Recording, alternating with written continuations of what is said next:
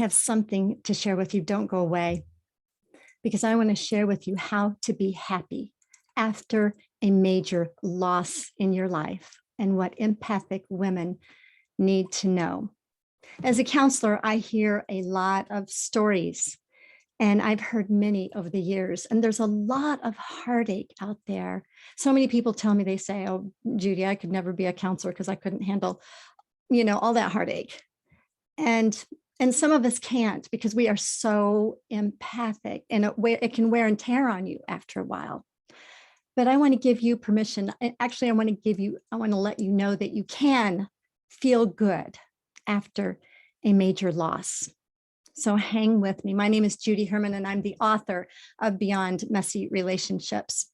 And I'm also a psychotherapist. Of course, this is not a substitute for counseling at all for professional services, but I'm also a speaker, and I also am a coach. But the catalyst actually for me to write my book in the first place was because of a major traumatic loss in my life. And I knew that I couldn't not write it. Well, how do I get on Facebook every day and show up here for you? And I show up, with a smile on my face, and I want to give you encouragement. And I'm going to tell you how I do this, because there have been people that have asked me, especially on interviews that I've been on and get as a guest podcast guest. And they said, Judy, do you have any guilt? Is there anything? How do you deal with this?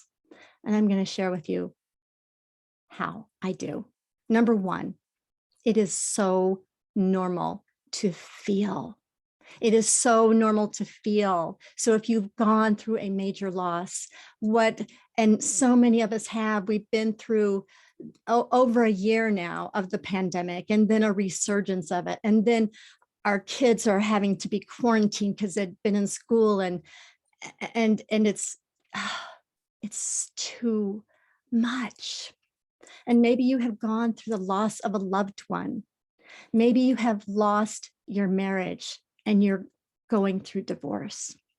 Maybe you have had to face the reality that your loved one has chosen some poor choices that has brought this self-destruct pathway in their lives, and you've done everything you've known how to do. It's normal to feel. It's normal to feel grief when you've lost a loved one. Of course it is. So take those emotions. They are normal. Sadness is normal. Sadness will linger a little bit longer than some of the other emotions, but it's normal to feel. And it's normal to feel the waves of it. Sometimes you can feel like, oh, I got to handle this. I'm okay. And then a wave will come up. It's kind of like going to the ocean. You've been to the ocean, right? And you've stood on the beach and you see these waves coming and going. That's exactly how our emotions are. How can you go to the funeral of a loved one and then you can hear laughter too? And then you ask yourself, well, I'm not supposed to laugh. I'm not supposed to feel good. No, it's okay. And it's normal to feel, and it's normal to feel the waves of happiness and sadness. And it's so important to allow them to feel and allow them to be what I call temporary messengers to your soul. Okay, we don't want them to be permanent residences, whether that is happiness or sadness or all the other emotions that you can name. So number one, it's normal to feel. Number two, it is so healthy to let go. If you are still feeling the same guilt from 10 years ago, 20 years ago, if you're still asking yourself, who was at fault here? I was at fault, trying to figure things out.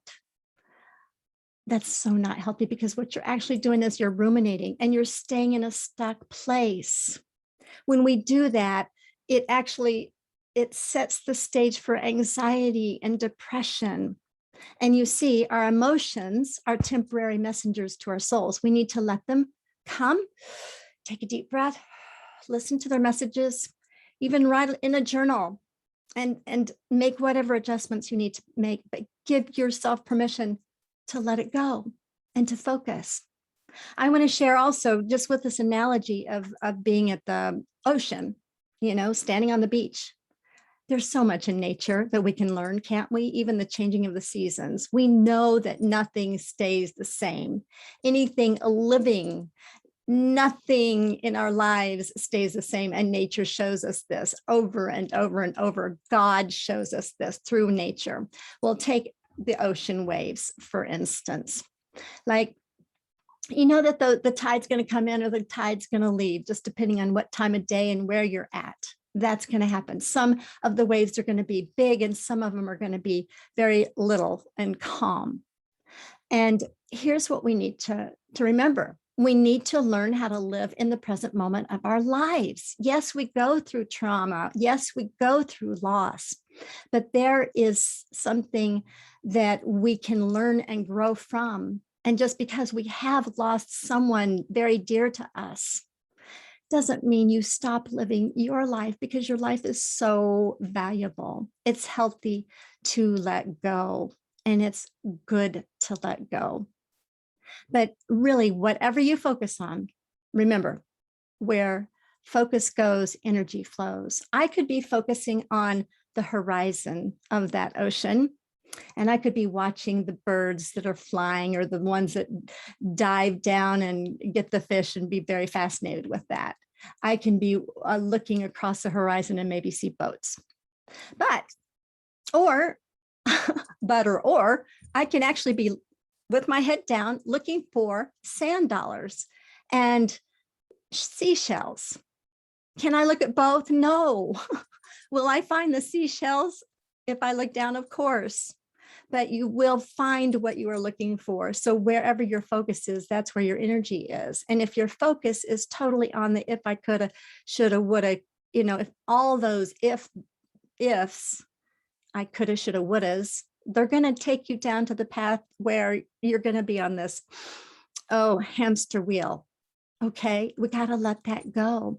And we've got to remember what is. It is what it is. And here I am. And what is my beautiful life? What is God telling me in my beautiful life? And so number 3, so number 1, it's normal to feel. Number 2, it's healthy to let go. Number 3, it is a gift to live your vibrantly authentic self. Now, I've said before, some of us have been or are living in extremely toxic situations, extremely toxic marriages. They don't know that they're even breathing this toxic air. And that's why it's so very important to take deep breaths of air, raise your level of awareness. It's important to be intentional and to realize there is more to life than this toxicity. Go outside and get some fresh air and take risks of growth. Because you don't know, because some people, they're not living together, they're dying together. It's toxic, and your life doesn't need to be that. We need to get outside and breathe fresh air, raise our level of awareness, and remember that you are vitally and deeply loved, and you have this vibrantly authentic life. So you can choose life, and you can choose your vibrantly authentic life, and you can learn to let go, learn to feel, because you are so deeply loved. That's the message I want to give to you today. I want to give you hope in the midst of despair. I want to give you hope in the midst of whatever craziness is going on around you. I want to give you hope whenever you hear something on the news and it brings up this fear and anxiety. I want to give you permission to refocus, and live your beautifully authentic life. I can share more with you. I have a wonderful coaching program called Show Up and Be You. Stop walking on eggshells and live your true life. You can go to my website. The link is there in the description. For those of you that are married and you've tried a whole lot of things in your marriage, and maybe you're going through a lot of difficulty in your marriage, there is the Sizzling Hot Marriage Summit coming up on September the 3rd and the 4th. So click on that link, and I am one of the 21 speakers, and I would be glad for you to be my guest. And you can also, of course, get an author's signed copy of my book, Beyond Messy Relationships. Most therapists who write books period, are writing about the intense and dramatic stories of their clients. But I decided to write my intense and dramatic story. I'm a client, my own book, but it is so filled with psychological wisdom and spiritual insight. You don't want to miss out. Sometimes it's just easier to read somebody else's story. And I've had people say, wow, Judy, I had no idea, but yet they've gotten some hope from it. And they said, if you've been able to do and get through this and learn how to feel good after a major loss, I can do it too. So I'm here to pave the way. I'm here to be your cheerleader, your coach, your counselor, whatever you need, because you are so valuable.